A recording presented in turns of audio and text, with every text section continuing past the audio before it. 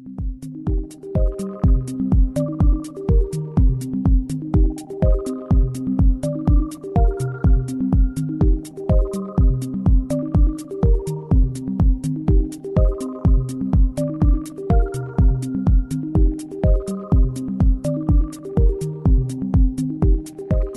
Welcome back to my channel Jigar tutorials. आज हम शुरू करने वाले हैं क्लास 9 सीबीएसई जियोग्राफी का chapter India its size and location का part 2। Before starting this chapter मेरी आप सभी से रिक्वेस्ट है कि अगर आपको मेरी वीडियोस में कोई भी सजेशंस देना है तो please feel free to comment box में आप सजेशन दीजिए, तभी मैं इसको इम्प्रूव कर सकता हूँ। And second thing is that कि अगर आपको मेरी वीडियो हेल्पफुल लग रही है तो please feel free to share, क्योंकि शेयर करने से, ज्ञान बांटने से बढ़ता है। तो शेयर करते रहो। बाकी चलते हैं अपने नेक्स्ट एपिसोड में। पिछले लेक्चर में हम लोग पढ़े थे इंडिया के लोकेशन के बारे में कि ग्लोब पे इंडिया लोकेटेड कहाँ पे है। इस लेक्चर में हम पढ़ेंगे कि इंडिया की लेंथ, ब्रेथ और टोटल जियोग्राफिकल एरिया कितनी है, मीन्स इंडिया की साइज कितनी है। ठीक है, तो लेट्स स्टार्ट। इंडिया की साइज कितनी है? इंडिया की size means total geographical area कितनी है। First point, total geographical area कितनी है। जियोग्राफिकल एरिया का मतलब बाउंड्री के अंदर टोटल लैंड एरिया कितनी है इंडिया की। तो इंडिया की टोटल जो जियोग्राफिकल एरिया है वो है 3.28 मिलियन स्क्वायर किलोमीटर। कितनी है? 3.28 मिलियन स्क्वायर किलोमीटर। ठीक है, तो ये तो आपकी हो गई इंडिया की जियोग्राफिकल एरिया। अब एरिया वाइज इंडिया वर्ल्ड में किस नंबर पे आता है? ठीक है, तो एरिया वाइज इंडिया वर्ल्ड में 7th लार्जेस्ट कंट्री है। 7th largest country. अब ये बताइए कि 7th है तो इसके ऊपर कौन सी 6 कंट्रीज हैं जो इंडिया से बड़ी हैं? तो उसमें आपका यहाँ पे देखिए लिखा हुआ है, पहला आपका रसिया आ जाएगा, दूसरा आपका कनाडा होगा, तीसरा होगा यूएसए, चौथा आपका होगा चाइना, पांचवा ब्राजील और छठा ऑस्ट्रेलिया। कौन सी 6 कंट्रीज हैं? Russia, Canada, USA, China, Brazil, Australia. अब इन 6 कंट्रीज में जो सबसे बड़ी कंट्री है पूरे वर्ल्ड में, जो एरिया वाइज लार्जेस्ट कंट्री है, उस कंट्री का नाम क्या है? तो वो है रसिया। और कितनी है इसकी टोटल जियोग्राफिकल एरिया? तो इसकी total geographical area 17.09 million square kilometre. कितनी है?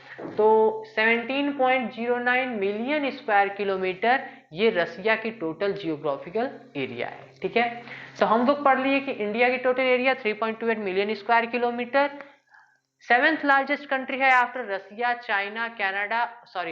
Canada, USA, China, Brazil and Australia. Russia की total geographical area 17.09 million square kilometre है। अब इंडिया की लैंड बाउंड्री कितनी है? लैंड बाउंड्री का मतलब दो तरह की इंडिया की बाउंड्री है। देखिए, इंडिया का अगर आप मैप देखोगे तो ये अपर पार्ट आपका आएगा और उसके बाद ये लोअर पार्ट आएगा। तो आपका लोअर पार्ट में ये वाला जो पार्ट आएगा, यहाँ पे लैंड बाउंड्री नहीं है, यहाँ पे कौन सी बाउंड्री है? वाटर बॉडी है, कोस्टल बाउंड्री है। ठीक है, ये ओशियन से सराउंडेड है।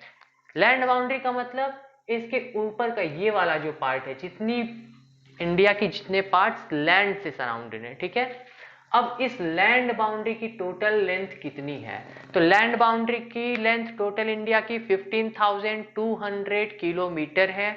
और इंडिया की कोस्टल बाउंड्री कितनी है? तो इंडिया की कोस्टल बाउंड्री 7,516.6 किलोमीटर। कितनी है? 7,516.6 किलोमीटर। अब इसमें एक नोटिस करने वाली बात है कि इंडिया की ये जो टोटल कोस्टल बाउंड्री है, ये सिर्फ ये वाले लैंड की बाउंड्री नहीं है, इसमें जो आपके बगल में आइलैंड्स हैं उनकी भी कोस्टल बाउंड्रीज एडेड हैं। ठीक है, अब क्वेश्चन है कि इसमें से कितनी ओशियंस की आइलैंड्स की बाउंड्री है और कितनी इंडिया के अपने मेन लैंड की बाउंड्री है। तो ये वाला जो पार्ट है आपका 5,422.6 ये आपका मेन लैंड की बाउंड्री है। और ये जो सेकंड बगल में लिखा हुआ है 2094 किलोमीटर, यहाँ पे किलोमीटर लिख लीजिए, किलोमीटर, ये आपका टोटल आइलैंड्स की बाउंड्री है। ठीक है, अब इसके बाद देखिए थर्ड पॉइंट, सॉरी ये नेक्स्ट पॉइंट है, 30 degree latitudes are passing through India. इसका क्या मतलब है? 30 डिग्री लैटिट्यूड्स, तो लैटिट्यूड्स क्या होती हैं? जो लाइंस लेटी हुई हैं। अब लैटिट्यूड्स में आपको बताया गया था कौन कौन से दो लैटिट्यूड्स हैं इंडिया के, तो एक लैटिट्यूड यहाँ पे, एक लैटिट्यूड यहाँ पे। ये वाला आपका था 8 डिग्री 4 मिनट और ये था 37 डिग्री 6 मिनट, ठीक है। तो यहाँ से लेके यहाँ तक आप अगर जाओगे तो टोटल कितनी लेंथ आएगी, कितने लैटिट्यूड्स आएंगे? तो 37 में से इसको माइनस करोगे तो आपका कितना आएगा? टोटल लगभग 30 डिग्री आएगा, ठीक है। तो वही चीज लिखा हुआ है, 30 degree latitudes are passing through India, ठीक है। अब इसके बाद नेक्स्ट पॉइंट है स्टैंडर्ड मेरिडियन का कॉन्सेप्ट। तो स्टैंडर्ड मेरिडियन का कॉन्सेप्ट क्यों आया, इसको देख लेते हैं।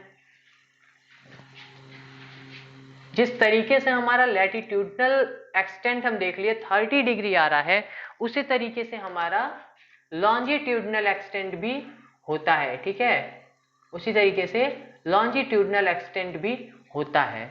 अब इस लॉन्जिट्यूडनल एक्सटेंट में अगर हम लोग यहाँ पे देखेंगे तो यहाँ पे इंडिया की पोजीशन अलग है और यहाँ पे अलग है, दोनों के बीच में अच्छी खासी डिफरेंस है, जिसकी वजह से यहाँ पे जो सन आता है, सन का जो राइज होता है वो पहले होता है और यहाँ पे सनराइज बाद में होता है, ठीक है। अब अगर हम लोग टाइम रिफरेंस देखें तो यहाँ और यहाँ दोनों के बीच में काफी ज्यादा डिफरेंस आ जाएगा। तो पूरे कंट्री को एक यूनिफॉर्म टाइम देने के लिए एक पर्टिकुलर लॉन्जिट्यूड लाइंस ड्रॉ की गई, एक पर्टिकुलर लॉन्जिट्यूड लाइन कंसिडर किया गया जो कि आपका 82 डिग्री और 30 मिनट ईस्ट लॉन्जिट्यूड पे आता है। ये 82 डिग्री और 30 मिनट ईस्ट लॉन्जिट्यूड पे आता है। इसका मतलब क्या है? तो ये इंडिया को अप्रोक्सीमेटली, ये वाली लाइन आपकी जो है, इसको इंडिया को अप्रोक्सीमेटली दो इक्वल पार्ट्स में डिवाइड करता है।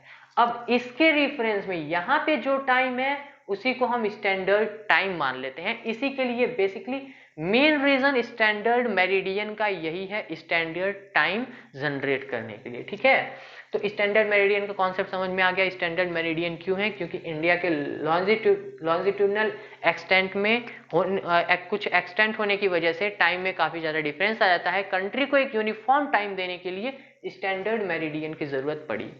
अब time along this standard meridian is known as standard time, ठीक है। स्टैंडर्ड टाइम क्या होता है? स्टैंडर्ड मेरिडियन के अलोंग जो टाइम होता है उसी को स्टैंडर्ड टाइम कहते हैं। ये एक चीज छूट गया कि हमारा जो स्टैंडर्ड मेरिडियन है, ये बहुत इंपॉर्टेंट क्वेश्चन है, मोस्ट इंपॉर्टेंट कह सकते हो। क्या कि स्टैंडर्ड मेरिडियन इंडिया के या फिर सीधा यूपी कहो, मेनली यूपी के कौन से पार्ट से पास होता है? तो यूपी के मिर्जापुर से पास होता है। मिर्जापुर कहाँ पे है? तो इलाहाबाद के पास आपका पड़ेगा मिर्जापुर, ठीक है।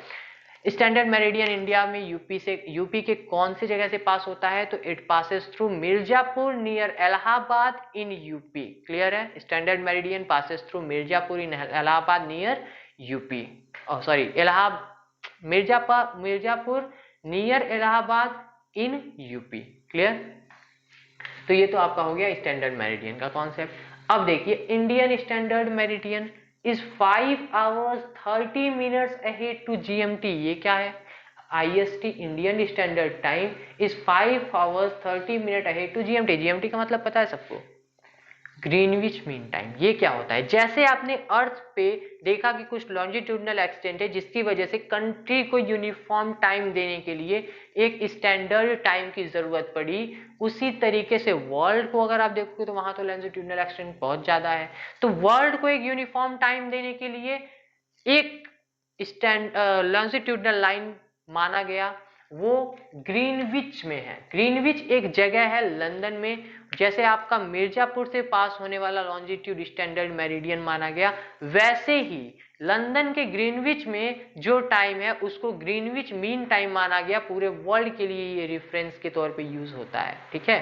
तो ग्रीनविच मीन टाइम से 5 hours 30 minutes अहेड है हमारा स्टैंडर्ड टाइम। क्लियर है? ये भी एक इंपॉर्टेंट क्वेश्चन है कि Indian standard time Greenwich mean time से कितना आगे है, ठीक है।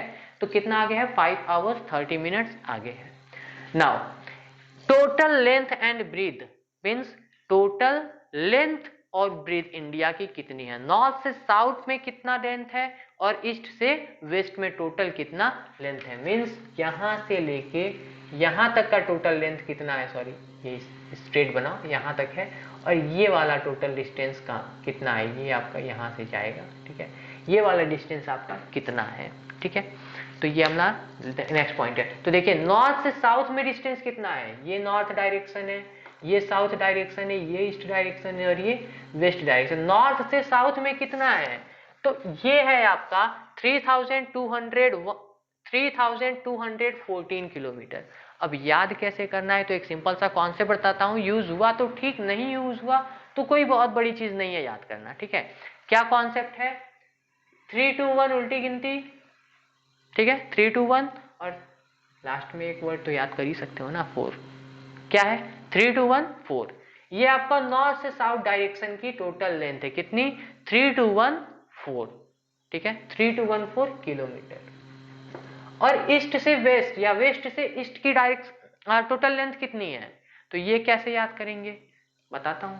ये आपका 2933 किलोमीटर है, 2933 किलोमीटर है। अब इसको याद करने के लिए क्या करेंगे, तो कोई कॉन्सेप्ट है नहीं, बस ऐसे ही बता रहा हूं, अगर काम आया तो ठीक, नहीं आया तो फिर द बेस्ट। क्या है इसका 3 3 जा 9, आगे 2 लो लिख लो, ठीक, याद रहेगा। एक आपका 3 2 1 4, दूसरा उल्टा लिखो 3 3 जा 9 और आगे 2, मतलब 3214 किलोमीटर एंड 2933 किलोमीटर। ये क्या हो गया, इंडिया का लेंथ और ब्रीथ हो गया, क्लियर है। एक क्वेश्चन आता है इंडियन स्टैंडर्ड टाइम से कि यहाँ पे सनराइज पहले होता है, यहाँ पे बाद में होता है, इसका रीजन क्या है। तो मैं आपको क्वेश्चन दे रहा हूं कि सनराइज यहाँ पे पहले होता है, यहाँ पे बाद में होता है, इसका रीजन क्या है। और दूसरा कि यहाँ से और यहाँ पे राइज होने में टोटल टाइम डिफरेंस कितना होता है, यहाँ पे बुक में भी दिया होगा, रीजन सहित कमेंट बॉक्स में आप लिखें please. Thank you, that's all for this lecture, मिलते हैं नेक्स्ट एपिसोड में।